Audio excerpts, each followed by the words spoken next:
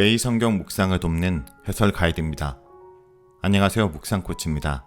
함께 읽고 나눌 말씀은 역대하 20장 20절에서 21장 1절까지 말씀입니다. 오늘 본문도 어제 본문과 같이 열왕기에는 나오지 않기 때문에 본문에는 역대기 저자의 의도가 짙게 담겨 있습니다. 역대기는 열왕기가 악한 왕으로 평가하는 왕들에 대해서 대체적으로 긍정적으로 이야기합니다. 그런데 열왕기가 선한 왕으로 평가하는 왕에 대해서 역대기가 그들의 선한 모습을 부각하면서도 오히려 열왕기보다 더 부정적으로 평가하고 기록한 경우가 있는데 바로 북왕국 아하시야 왕과 협력한 여호사밧의 경우가 그렇습니다.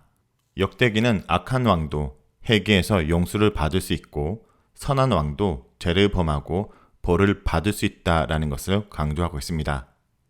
20절에서 26절에 읽겠습니다. 이에 백성들이 아침에 일찍 일어나서 드고와 들로 나가니라. 나갈 때 여호사밧이 서서 이르되 유다와 예루살렘 주민들아 내 말을 들을지어다. 너희는 너희 하나님 여호와를 신뢰하라. 그리하면 견고히 서리라. 그의 선지자들을 신뢰하라. 그리하면 형통하리라 하고 백성과 더불어 의논하고 노래하는 자들을 택하여 거룩한 예복을 입히고 군대 앞에서 행진하며 여호와를 찬송하여 이르기를 여호와께 감사하세 그의 인자하심이 영원하도다 하게 하였더니 그 노래와 찬송이 시작될 때 여호와께서 복병을 두어 유다를 치러 온 암몬 자손과 모압과 세이산 주민들을 치게 하심으로 그들이 패하였으니 곧 암몬과 모압 자손이 일어나 세이산 주민들을 쳐서 진멸하고 세일 주민들을 멸한 후에는 그들이 서로 쳐 죽였더라. 유다 사람들이 망대에 이르러 그 무리를 본즉 땅에 엎드려진 시체들 뿐이요 한 사람도 피한 자가 없는지라. 여호사밧과 그의 백성이 가서 적군의 물건을 탈취할세 본즉 그 가운데 재물과 의복과 보물이 많이 있으므로 각기 탈취하는데 그 물건이 너무 많아 능히 가져갈 수 없을 만큼 많음으로 사흘 동안에 거두어들이고 넷째 날에 무리가 브라가 골짜기에 모여서 거기에 여호와를 송축한지라. 그러므로 오늘날까지 그곳을 브라가 골짜기라고 일컫더라. 20절에서 26절은 유다가 승전한 내용입니다. 다음날 유다 백성들은 하나님이 아하시엘을 통해서 일러주신 대로 일찍이 일어나서 드고와 뜰로 나갔습니다. 여호사밧은 전투하러 나가는 유다 사람들을 격려합니다. 주님을 신뢰하라. 그러면 흔들리지 않을 것이다.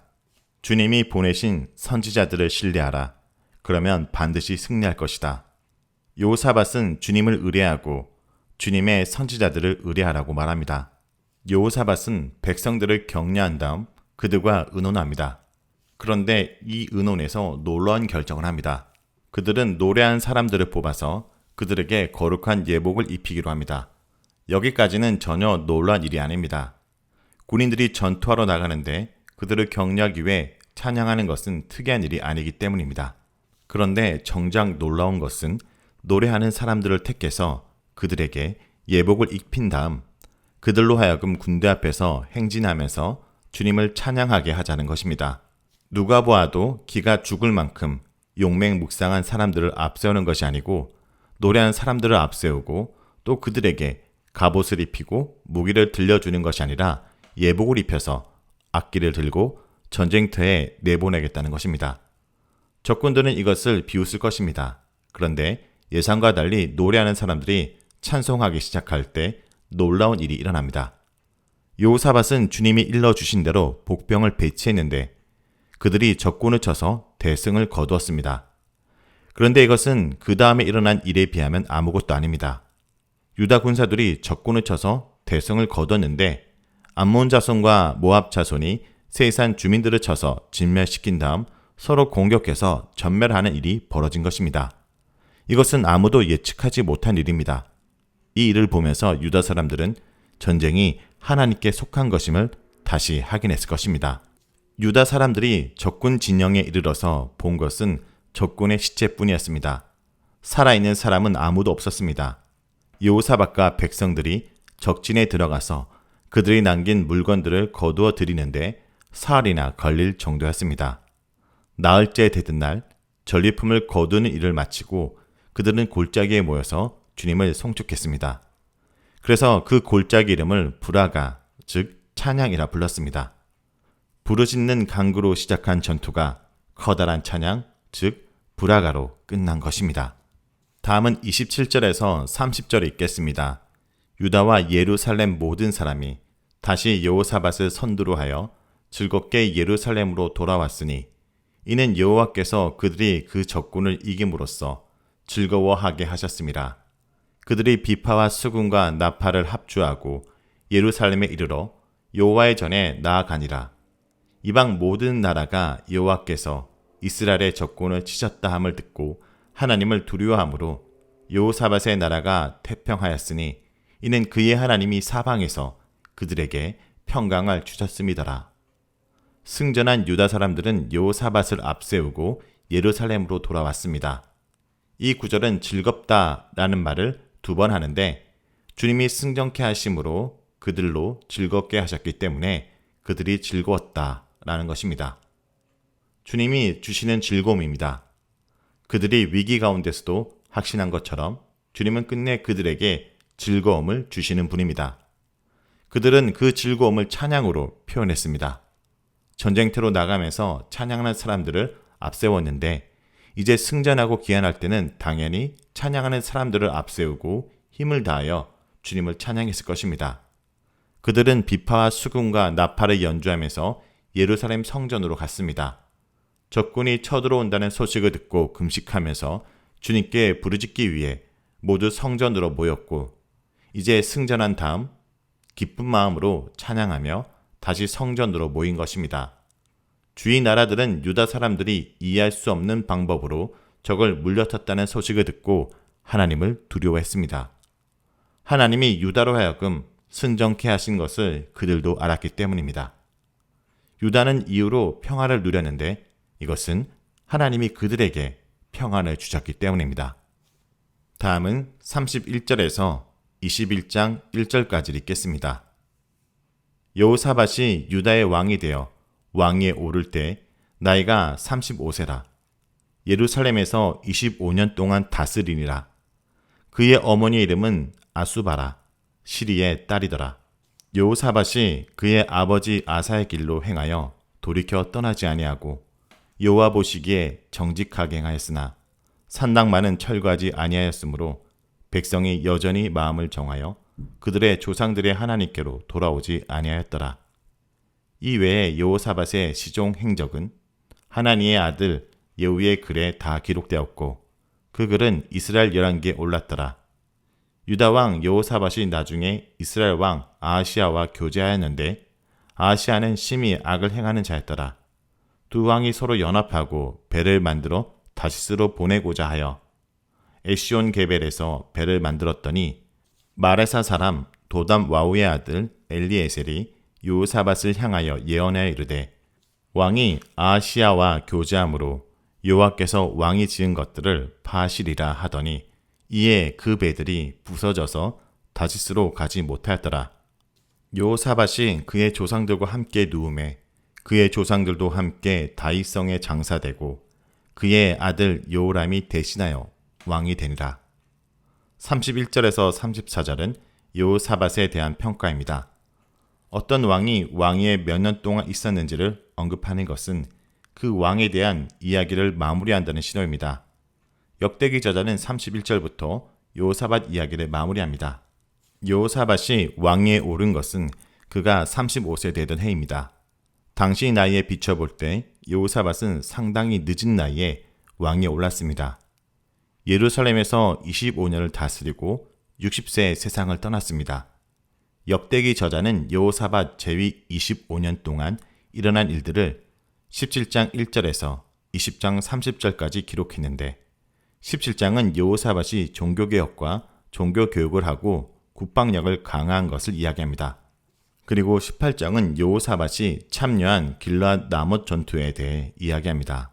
19장은 여호사밧이 행한 종교개혁에 대해서 이야기하고 20장은 모압, 암몬, 그리고 마몬 연합군과 싸워 승리한 이야기를 이야기합니다. 이렇게 보는 대로 역대기에 나오는 여호사밧의 이야기는 17장은 종교개혁, 18장은 전투, 19장은 종교개혁, 20장은 전투, 이런 구조로 되어 있습니다.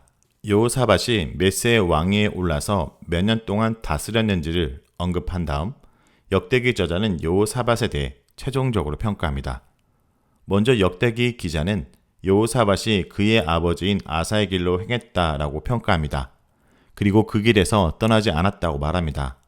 물론 아사가 말년에 불신앙적인 모습을 보이긴 했지만 대체로 하나님 보시기에 바르게 나라를 다스렸고 어머니인 마아가가 아세라상을 만들어 섬겼다고 해서 태후의 자리에서 축전한 일도 있었습니다. 그래서 역대기 저자는 아사의 마음이 일평생 온전하였더라 라고 평가합니다. 여호사밧이 이런 아사 행적을 따랐다라는 것입니다. 30절에 보면 여호사밧이 다스리는 나라가 태평하고 이는 그의 하나님이 사방에서 그들에게 평강을 주셨음이더라 라고 말하는데 아사에 대한 기록을 보면 여호와께서도 그들을 만나주시고 그들의 사방에 평안을 주셨더라 라고 말합니다. 이 구절은 앞구절과 달리 여호사밧에 대해 부정적으로 이야기합니다. 여호사밧이 여러 일들을 많이 했지만 산당을 없애지는 않았다는 것입니다. 고대 이스라엘 사회에서 산당 철폐는 왕을 평가하는 대단히 중요한 기준이 됩니다. 산당을 철폐하는 왕을 가장 신앙심이 깊고 훌륭한 왕으로 평가합니다. 그런데 여호사밧은 산당을 철폐하지 않았기 때문에 탁월한 왕은 아니고 선한 왕 정도로 평가받습니다. 역대기 기자는 여호사밧에 대해 역사 자료를 소개하는데 하나니의 아들 예후의 글이 유일합니다. 그리고 이 글은 이스라엘 열왕기에 수록되었습니다. 35절에서 21장 1절까지는 여호사밧의 실패와 그의 마지막 평가입니다. 역대기 기자는 여호사밧의 재해 기간을 언급하며 이야기를 마무리합니다. 여호사밧이 북왕국 아하시아의 왕과 한 일을 마지막 에피소드로 삼고 여호사밧과 아하시아가 서로 협력하여 해상무역을 한 것을 언급하는데 아하시아를 심히 악을 행하는 자로 평가합니다. 아하시아는 아합의 아들로 아합이 전사한 후에 2년 동안 이스라엘을 다스렸습니다. 그 두 왕이 합심해서 다시스를 오가는 해상무역을 위해 에시온 게벨에서 배를 만들었습니다. 그런데 엘리에셀이라는 선지자는 여호사밧이 아하시아와 동맹을 맺었기 때문에 왕이 만든 배를 주님이 깨트릴 것이라고 예언합니다. 그러자 예언대로 배가 부서져서 다시스와 무역하지 못했습니다. 역대기 기자는 이런 기록 방식을 통해서 여호사밧이 이룬 업적이 인간의 능력에서 기인한 것이 아니라 오직 하나님의 주권적인 역사임을 강조하라는 것으로 보입니다. 자, 여기까지가 역대하 20장 20절에서 21장 1절까지 말씀입니다. 오늘 말씀을 통해 우리는 무엇을 묵상하고 적용해야 할까요? 첫째, 하나님을 신뢰하는 백성들에게 주님은 평강을 주십니다. 이스라엘의 참된 왕은 하나님이시기에 이스라엘을 대적하는 것은 곧 하나님을 대적하는 것입니다. 이스라엘 평강은 군사력이나 경제력 때문이 아니라 자기 눈동자처럼 지키시는 언약에 신실하신 하나님 때문입니다. 하나님이 주시는 평강은 아무도 무너뜨릴 수 없으며 누구도 깰 수 없기에 가장 안전한 것입니다. 그러므로 성도 여러분, 오늘도 우리 삶의 사방을 평강으로 둘러싸고 계시는 하나님의 샬롬을 누리시기 바랍니다.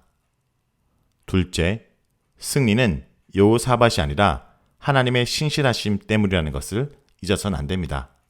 여호사밧이 여호와 보시기에 정직했지만 끝까지 이방 산당만은 제거하지 않았습니다. 이로 인해 이스라엘 백성들은 하나님께 돌아오지 않았습니다. 그런데도 여호사밧 시대에 평화로운 것은 승리와 평화가 오직 하나님께 속한 것이기 때문입니다. 그러나 주신 이도 거두신 이도 하나님이십니다.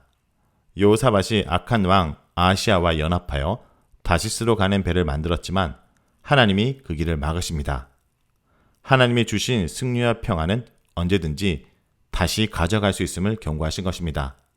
여러분, 우리 삶의 승리도 하나님의 신실함부터 왔다는 것을 잊지 마시고 오늘 하루도 하나님을 바라보며 의지하며 살아가는 주의 백성들이 되길 간절히 기도드립니다.